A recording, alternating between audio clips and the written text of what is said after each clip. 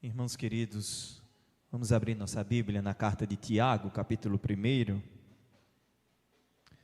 Temos exposto a carta domingo após domingo no culto vespertino. Hoje nós veremos a exposição do capítulo 1, versículos de 16 a 18. Tiago, capítulo 1, versículos de 16 a 18. Mantenha a sua Bíblia aberta durante a exposição, como você ouviu o presbítero Manassés instruí-lo. E leia agora a palavra do Senhor, acompanhe essa leitura com fé, meu irmão, minha irmã. Olhe para a palavra de Deus e anseie, de fato, para que o Senhor fale com você nessa noite. Fale ao seu coração em nome de Jesus. Assim está escrito: não vos enganeis, meus amados irmãos. Toda boa dádiva e todo dom perfeito são lá do alto, descendo do Pai das luzes, em quem não pode existir variação ou sombra de mudança. Pois, segundo o seu querer, Ele nos gerou pela palavra da verdade, para que fôssemos como que primícias das suas criaturas. Amém. Meus amados irmãos, viver seguindo os passos de Jesus é um desafio em qualquer época. Os cristãos, os primeiros cristãos, os cristãos da igreja primitiva, enfrentaram os seus desafios daquele tempo, desafios que eram complicados, assim como os nossos desafios também são complicados, assim como nós também enfrentamos lutas, dificuldades, passamos muitas vezes necessidades, carências. Esse povo também passava. E assim como nós, vivendo num mundo onde muitas vozes são ouvidas, muitas imagens são percebidas, são assistidas, esse povo também sofria com a tentação do engano, com a tentação da ilusão, a tentação da mentira. A carta de Tiago, meus amados, foi escrita para um povo que estava disperso, e essa dispersão não foi por acaso. Eles não saíram de suas casas, eles não deixaram a sua terra, eles não saíram do seu lugar de origem simplesmente porque queriam. Eles padeciam uma perseguição que nós sequer conseguimos imaginar com muita clareza, porque nós não vivemos ainda esse tipo de perseguição. E por conta dessa perseguição, esse povo começa agora a ouvir as palavras de Tiago por meio dessa carta, inspirado pelo Santo Espírito do Senhor, sobre essa vida debaixo da cruz, a vida de todo aquele que segue e serve a Jesus Cristo, uma vida que é marcada por provações, uma vida que é marcada, como alguns gostam de dizer, por andar ou por nadar contra a correnteza, contra o fluxo do rio deste mundo. Enquanto o mundo, o sistema segue para um lado, o cristão está indo para o outro lado. Nós seguimos para a Nova Jerusalém, nós seguimos para o novo céu e a nova terra, nós seguimos os passos de Jesus Cristo, que certamente não são os passos deste mundo. E as muitas provações são motivos de alegria, as muitas provações nos levam a clamar ao Senhor, a fim de termos sabedoria para cada circunstância, para cada momento, para cada situação que nós vivenciamos. As muitas provações nos ensinam que não existe espaço para o orgulho no reino de Deus, não existe pobre nem rico na presença do Senhor. Todos nós somos necessitados dEle, todos nós somos dependentes dEle, e aquele que recebe bênçãos da parte do Senhor não pode se assenhorar dessas bênçãos dizendo: eu sou o Todo-Poderoso. A vida debaixo da cruz nos ensina que todos os males, todas as agonias e até mesmo as tentações do nosso coração não são motivo para nós olharmos para Deus e desconfiarmos do seu caráter. Nós vimos isso, Tiago nos ensinou no versículo 13, que ninguém ao ser tentado diga: sou tentado por Deus, porque Deus não pode ser tentado pelo mal, e Ele mesmo a ninguém tenta. Vejam, meus amados irmãos, A vida debaixo da cruz não pode ser uma vida cheia de enganos, uma vida cheia de mentiras. O Senhor, Ele é o Pai das luzes, e debaixo da luz toda treva vai embora, toda escuridão desaparece, e o que estava escondido, o que estava oculto vem à tona. Tiago agora passa a nos cutucar, talvez aonde a ferida ainda não tenha sido tratada, mas foi colocado um pano por cima dela.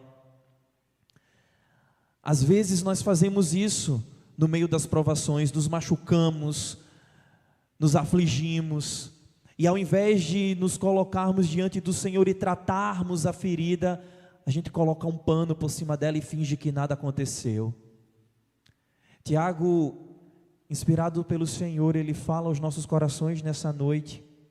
O Senhor fala conosco nessa noite. Viver seguindo os passos de Jesus, meus amados irmãos, significa viver uma vida sem enganos, uma vida sem enganação. E o versículo 16, ele vem com um mandamento muito claro. Aqui nós temos um mandamento: não vos enganeis. Amados irmãos, Tiago está falando aqui sobre uma questão muito séria. Ele está falando sobre o auto-engano. E o que é o auto-engano? Deixe-me dizer para você, primeiramente, o que não é um auto-engano. O auto-engano não é um equívoco. Um equívoco é quando você comete um erro.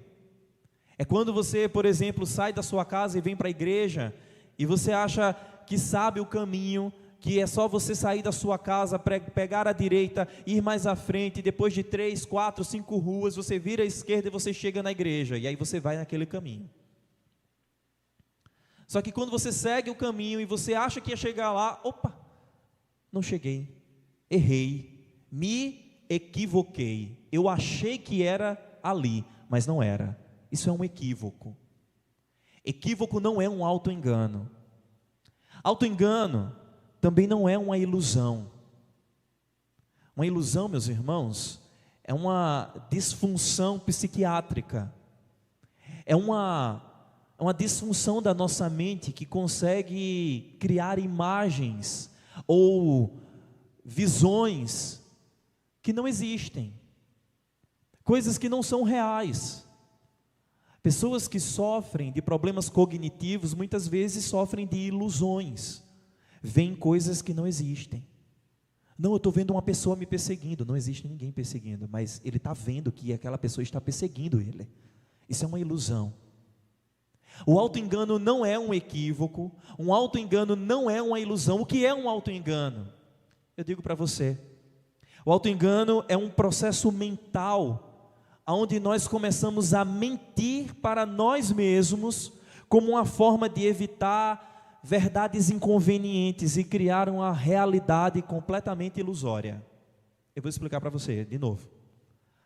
Um auto-engano é um processo mental, onde você começa a mentir para si mesmo, com o objetivo de fugir de verdades que são inconvenientes, que você não gosta, que você não acha que é legal, que você não concorda. Tudo isso com o objetivo de criar uma realidade paralela, ou se você gosta também dessa linguagem, de criar um multiverso para você, diferente do universo que você vive. Isso é um auto-engano. Deixa eu explicar para você um exemplo muito claro de auto-engano e talvez nem tão ruim assim. Por exemplo, se você sofre com atrasos, você é uma pessoa que tem dificuldade em ser pontual, não é? Uma estratégia para aqueles que têm dificuldade com a pontualidade é pegar o seu relógio, no seu celular, enfim, um relógio de parede, seja lá o que for, e aí o que é que você faz? Você adianta 10 minutos, são precisamente aqui no meu relógio 6h58, tá? 6h58, e aí eu vou mexer aqui no meu relógio, vou colocar 7h08. Qual é o objetivo? Se eu tiver um compromisso às 7h30, quando no meu relógio bater 7h30, eu vou ficar agoniado. Meu Deus do céu, já são 7h30, eu devia chegar lá no lugar. Então eu corro, para que eu chegue lá às 7h30. Quando eu chegar às 7h30 do meu relógio, na verdade são 7h20. Não é verdade? Porque você não adiantou 10 minutos? Mas veja, irmãos, isso só vai dar certo se de fato você acreditar que o tempo correu 10 minutos. Porque se você adianta o seu relógio em 10 minutos, e você olha para ele e diz assim: eita, 7h30, perdi meu compromisso. Aí você vai dizer: não, eu mudei o relógio em 10 minutos, eu ainda tenho tempo. O que é que vai acontecer? Você ainda assim vai chegar atrasado.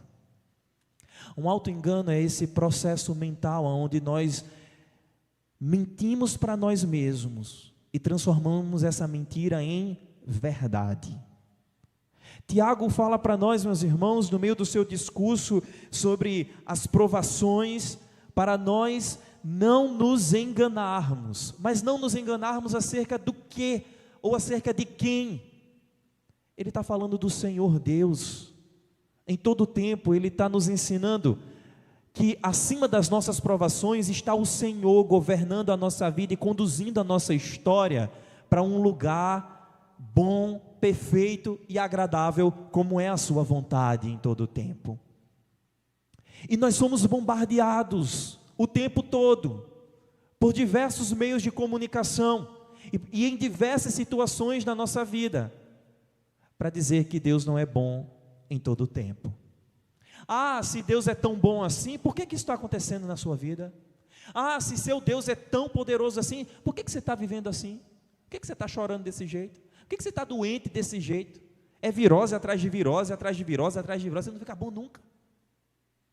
Se seu Deus é tão bom assim, por que você anda tão mal financeiramente? Se o seu Deus é tão bom assim, por que a sua mulher te deixou? Por que teu marido foi embora? Por que teus filhos não te respeitam?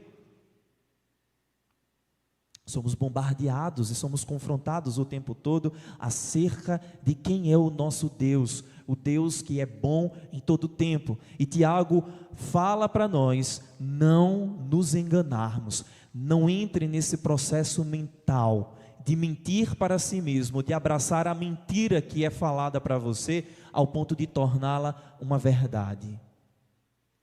O texto que eu coloquei no boletim, você pode ler depois se você ainda não leu, fala sobre oração. E o pastor John Piper, ele diz que ao orarmos a Deus, pedindo para que Ele nos livre do mal, o pastor John Piper e sua esposa, a Nancy, eles têm o hábito de pedir ao Senhor que os livre ou que os proteja de 4 males. No final do texto ele diz: Senhor, livra-nos do pecado, livra-nos de Satanás, livra-nos da doença e livra-nos da violência. Ele explica o porquê de cada um desses males, pelos quais ele pede a Deus proteção de cada um deles. Mas veja, o primeiro mal que o pastor John Piper coloca no seu texto, pedindo a Deus para que o proteja, é para que Deus o proteja do pecado. Irmãos, Tiago nos ensinou que o pecado é o filho que, uma vez que nós geramos, nos mata. Isso está escrito aí no versículo 15, se você puder voltar seus olhos. A cobiça, depois de haver concebido, dá à luz o pecado, e o pecado, uma vez consumado, gera a morte. O apóstolo Paulo, escrevendo aos Romanos, no capítulo 6, versículo 23, diz que o salário do pecado é a morte. De fato, o pecado é o nosso maior inimigo, meus irmãos, e um dos terríveis auto-enganos que nós cometemos é achar que o pecado não vai nos matar, é achar que o pecado não vai nos condenar, é achar que o pecado vai nos dar o prazer que nós tanto desejamos, é achar que o pecado vai nos dar a alegria e o bem que nós tanto queremos, a despeito da vontade do Senhor. A Bíblia traz para nós exemplos de pessoas que se auto-enganaram. Um deles, um homem que na Bíblia é chamado de um homem segundo o coração de Deus. Mas este homem segundo o coração de Deus, ele não era perfeito. Ele também caiu, ele também pecou, ele também errou. Antes de conhecer a graça salvadora e perdoadora do Senhor, o rei Davi, certa vez, no terraço do seu quarto, no seu palácio, avistou de longe a jovem Batseba banhando-se. Ele toma aquela mulher que era casada com um soldado, que estava na guerra, onde o rei deveria estar e ele não estava. Ele deita-se com a mulher de Urias, aquela mulher engravida, e ele arquiteta todo um plano para que a mentira do adultério do rei fosse coberta. Não, vai dar tudo certo. Eu vou chamar Urias, tira ele da guerra, vou dar uma semana de folga para ele, porque ele é um soldado bom, fiel. Ele vai para casa, ele vai se deitar com a esposa, vai descobrir que a esposa está grávida, está tudo certo, está tudo encoberto. O filho não é meu, o pecado não é meu. A mentira se torna verdade. Isso foi um auto-engano que o rei Davi então criou para evitar uma verdade terrivelmente inconveniente. O rei traiu, o rei adulterou, mas nada passa desapercebido dos olhos do nosso Deus. Tiago disse para nós que Ele é o Pai das luzes. Se você conhece o Senhor e entende o que a sua palavra está dizendo, que Ele é a fonte de toda a luz, da vida, de todo o poder e de toda a bondade, o que é que pode passar escondido dos olhos de Deus? O que é que pode passar como certo, se for errado aos olhos do Senhor? O que é que pode parecer santo, se for pecaminoso aos olhos do nosso Deus? É por isso que a palavra, o mandamento para nós é exatamente esse, meus irmãos: não nos enganemos. Se um cristão que diz temer a Deus, quiser pecar, ele vai ter que começar a mentir para si mesmo.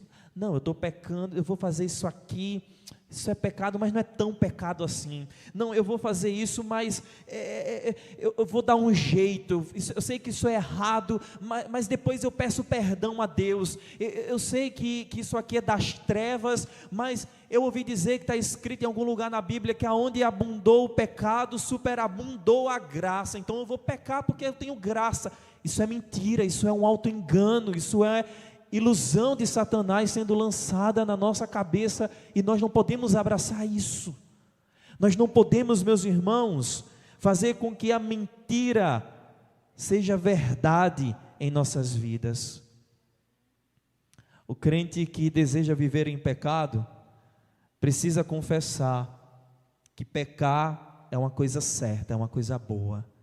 E se você de fato crê no Senhor Jesus, você não vai abrir a boca para dizer que o pecado é uma coisa boa. Você não vai abrir a sua boca para dizer que o pecado é certo, que o errado é bom e que a morte é uma coisa agradável. Tiago nos ensina, meus irmãos, que a vida com Cristo não tem espaço para mentiras, não tem espaço para enganos. E a maior e mais sublime verdade que ele nos ensina depois disso é de que o Senhor nosso Deus é bom. Volte seus olhos para o versículo 17. Toda boa dádiva e todo dom perfeito são lá do alto, descendo do Pai das luzes, em quem não pode existir variação ou sombra de mudança. Eu gosto quando a Bíblia usa esse substantivo, todo, toda, porque não tem exceção aqui. Toda boa dádiva e todo dom perfeito vem de Deus. Isso significa, meus irmãos, claramente o que está escrito: não existe nada de bom, não existe nada de agradável, não existe nada de lindo e perfeito que não tenha vindo das mãos do nosso Deus. Você olha para a criação, você olha para as plantas, para os animais, para as paisagens, e você fica abismado com a beleza da criação, com a complexidade da natureza. E ela fala para nós: existe um Deus, eu demonstro o seu eterno poder, a sua existência, os seus atributos invisíveis, aquilo que os homens falam de lei da natureza, de mãe natureza, e seja lá o que for da própria natureza, as Sagradas Escrituras nos ensinam: é a mão de Deus que criou, que formou e que sustenta. É bonito, é belo, vem das mãos do Criador. E entre nós, toda bondade, toda alegria, todo bem-estar que nós podemos experimentar neste mundo e proporcionar para outras pessoas, é porque nós somos bons, é porque nós sabemos o que é a bondade em nós mesmos, nasce do nosso coração. Não, o Senhor, somente o Senhor é bom. Deus dá somente boas dádivas. Nós lemos nessa noite na leitura continuada das Escrituras, o capítulo 7 de Mateus, e lá no versículo 11, nós lemos o seguinte: se vós que sois maus, sabeis dar coisas boas aos vossos filhos, quanto mais o vosso Pai, que é bom. Nós somos maus, irmãos, nós não somos bonzinhos, por mais que as pessoas olhem para você e digam assim: nossa, você é uma pessoa tão boa. Se você for honesto consigo mesmo, na hora que você escuta um negócio desse, uma palavra dessa, talvez você não fale, mas no seu coração, na sua mente você pensa: é porque você não me conhece em casa, é porque você ainda não me viu da pá virada. Nós não somos tão bons quanto parecemos. Bom é o Senhor, agradável, perfeito, Pai das luzes. Muitas vezes nós não recebemos o que pedimos. Às vezes você está pedindo algo para o seu pai, para a sua mãe, você criança, você adolescente, esperando que ele te conceda. E aí você ora ao Senhor e diz assim: Senhor, toca no coração de paiinho, toca no coração de maninha para que ele me dê isso, né? Aí não dá, o Senhor não dá. Às vezes nós adultos fazemos isso e dizemos: Senhor, eu queria tanto isso, Pai, me concede essa bênção, me concede esse favor. O Senhor não dá. É porque o Senhor é mau? É porque o Senhor não gosta de nós? É porque o Senhor não cuida de nós? É porque o Senhor não derrama o seu amor sobre nós? Meus amados irmãos, pode ser que a gente não receba o que a gente pede, mas a gente recebe o que a gente precisa. O nosso Deus é um Deus de providência. Está faltando, o Senhor vai conceder. O Senhor é o nosso pastor, disse o salmista, e nada nos faltará. Nada nos faltará. Deus concede bênçãos ao seu povo, Deus concede misericórdia ao seu povo. Aliás, elas se renovam a cada manhã, e isso é de maneira constante. O Senhor é bom o tempo todo. Preste atenção, está escrito no final do versículo 17: no Senhor, em quem não pode existir variação ou sombra de mudança. Hoje pela manhã nós estudamos um dos atributos mais belos do Senhor Deus, a imutabilidade do Senhor. Significa que Deus é constante, Ele não muda, Ele é bom o tempo todo, Ele é santo o tempo todo, Ele é o Deus todo-poderoso o tempo todo. Ele é o Deus que caminha com o seu povo sempre, porque Ele é fiel à sua palavra o tempo todo. Esse é o nosso Deus. Ele não muda, nem para pior, porque Ele é santo, nem para melhor, porque Ele é o todo-poderoso, o perfeito. Deus é o Altíssimo. Você leu na liturgia juntamente comigo Isaías capítulo 6, versículo 1. No ano em que o rei morreu, Isaías teve uma visão. O Senhor abriu os seus olhos e ele viu quem estava sentado no alto e sublime trono. É o Senhor Todo-Poderoso. Esse trono ainda está habitado pelo Senhor. Esse trono ainda está habitado pelo Deus Todo-Poderoso, que governa todas as coisas sempre com bondade. Não varia. Os preços no mercado estão variando muito. O preço do combustível varia que só, mas o Senhor não varia. Ele é bom, sempre bom, muito bom, o tempo todo bom. Não nos enganemos, meus irmãos, Ele é o Pai das luzes. Ele disse: haja luz, e houve luz. Mas seguindo ainda o argumento de Tiago, do pastor Tiago, irmão do Senhor Jesus, inspirado pelo Espírito do Senhor, no versículo 18 nós encontramos outra verdade sublime.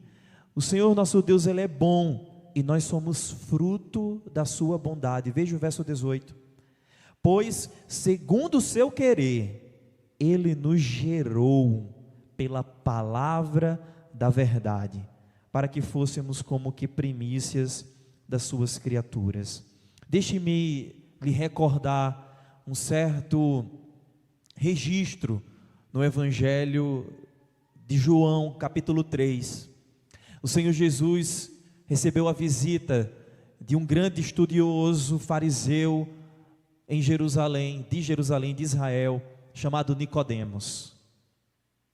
Nicodemos busca o Senhor Jesus a fim de perscrutar, perguntar e conhecer quem de fato era aquele mestre que estava arrebatando multidões por onde ele ia.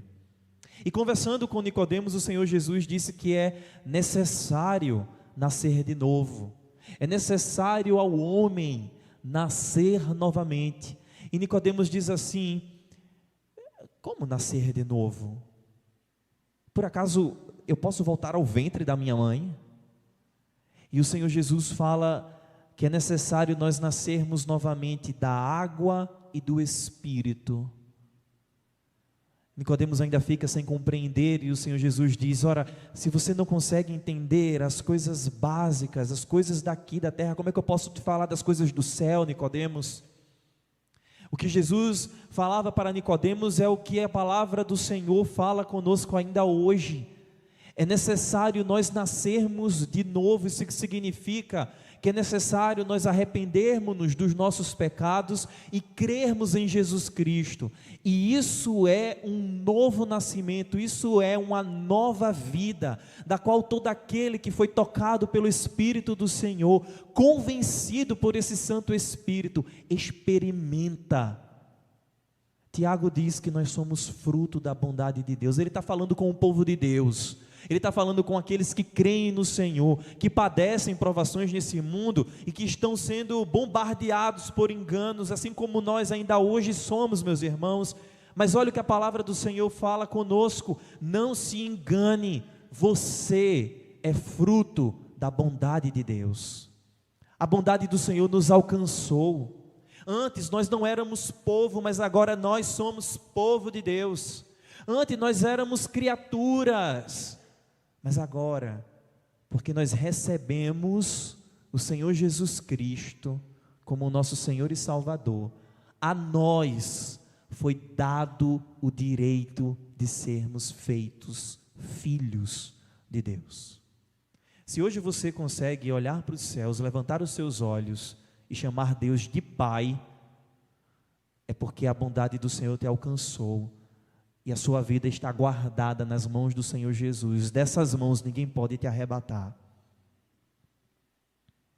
Ele escolheu nos gerar. Perceba que o texto é muito claro. Foi segundo o seu querer, foi segundo a sua vontade. E aqui a verdade do Evangelho que está sendo destacada é que ninguém chega até a presença de Deus, disse o Senhor Jesus. Ninguém vem ao Pai se não for por mim, disse o Senhor Jesus. E ninguém recebe a Cristo, ninguém fala que Jesus é Senhor, se o Espírito de Deus assim não o convencer em seu coração. O que é que significa tudo isso? Significa que não somos nós que escolhemos a Deus, foi Ele que nos escolheu primeiro, foi Ele que antes da fundação do mundo elegeu o seu povo, e no decorrer do tempo, e no decorrer da história, chegou o tempo do Senhor na nossa vida, a graça nos alcançou e nos tornou filhos da bondade e não mais filhos da ira. Foi por intermédio da palavra, meu irmão, minha irmã, foi pelo Evangelho de Deus, o nosso Criador e também o nosso Redentor. Foi pela pregação do Evangelho que um dia você foi despertado, você que antes estava morto nos seus delitos e pecados. Foi ao ouvir a pregação do Evangelho que o Espírito nos despertou e nos trouxe para a luz do Senhor Deus, que é o Pai das luzes.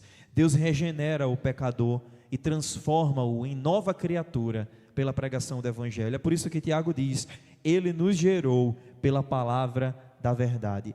Mas há uma terceira expressão aqui nesse versículo 18 que nós precisamos nos atentar. Veja, ele diz: é para que fôssemos como que primícias das suas criaturas. Meus amados irmãos, o novo nascimento é o mais alto nascimento, é a coisa mais importante que deve acontecer na vida do homem. Você nasceu, você tem a sua data de aniversário, sua data de nascimento, mas teve o dia em que o Senhor tocou no seu coração e um dia você confessou essa fé em Jesus Cristo diante de Deus e diante dos homens, talvez mediante também do sacramento do batismo ou da profissão de fé, e você anunciou para o mundo: eu sou filho de Deus porque eu creio em Jesus Cristo como meu Senhor e Salvador. Esse dia é um dia esplendoroso, magnífico. É um dia em que o Senhor Jesus diz que tem festa no céu quando um pecador se arrepende na terra. É um dia glorioso, não porque você é o cara, não porque você é bom e maravilhoso, mas porque o poder magnífico do Senhor transformou um rebelde, um pecador, um miserável, um condenado, num santo filho regenerado, bondoso do Senhor. Esse é o dia da alegria, esse é o dia da salvação.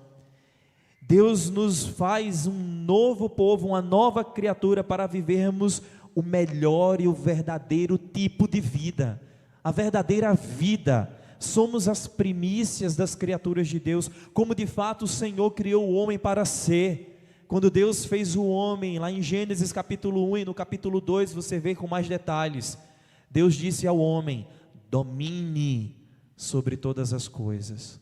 Ele deu ao homem a vice-regência da criação. Viver para Cristo, meus amados irmãos, é experimentar já neste mundo um vislumbre daquilo que nós viveremos na eternidade. Porque quando Jesus vier em glória e inaugurar então o novo céu e a nova terra, a palavra do Senhor, a promessa do Senhor é de que nós reinaremos com Ele. É para lá que nós estamos indo. É por isso que o Senhor diz que nós somos como que primícias das suas criaturas. Por isso, meus irmãos, esse texto e essa palavra se torna urgente para nós hoje. No mundo de tantas falas, no mundo de tantas vozes, faça uma análise na sua vida agora. Olhe para o seu coração, olhe para a sua mente. Aonde é que você tem se enganado? Com que você tem se enganado? Qual é a mentira que você conta para você todos os dias? Qual é o engano que você desenha, pinta e sai de casa carregando ele? Será que é um engano de que você acha que é filho de Deus, mas você ainda não é filho de Deus? Como assim, pastor? A palavra de Deus diz que existe a igreja, nós aprendemos segundo a palavra de Deus, que existe uma igreja visível, mas o Senhor, Ele sonda e conhece os corações. Nós estamos aqui reunidos, crendo que o Senhor Jesus está conosco, mas nem vocês têm o poder de saber quem de fato dos que aqui estão creem em Jesus Cristo, mas o Senhor sabe. E eu, meus amados irmãos, me coloco juntamente com vocês a fim de nós colocarmos o nosso coração diante do Senhor e dizer: Senhor, vê se há aqui no meu coração algum caminho mau, vê se a incredulidade está escondida aqui no meu coração, em algum canto da minha vida, e tira do meu coração esse caminho de maldade, e me faça caminhar pelo caminho da verdade. Precisamos, meus irmãos, aprender a encarar as verdades mais inconvenientes da nossa vida. Qual é a verdade inconveniente que tem feito você fugir, ao invés de trazer diante do Senhor o Pai das luzes, onde não há sombra, onde não há variação nem sombra de mudança? Não se engane, pare de se enganar, pare de mentir para si mesmo, entregue-se ao Salvador hoje, entregue-se ao Redentor agora. Ele está no nosso meio e Ele ajusta qualquer história, qualquer desordem, qualquer bagunça, Qualquer mentira é desfeita diante do Deus de toda a verdade. Pare de se enganar. Esse texto nos ensina não só a pararmos de nos enganar, mas também, amados, a pedir perdão a Deus e clamar a Ele pelo seu socorro, a fim de abandonarmos os pecados que tanto nos afligem.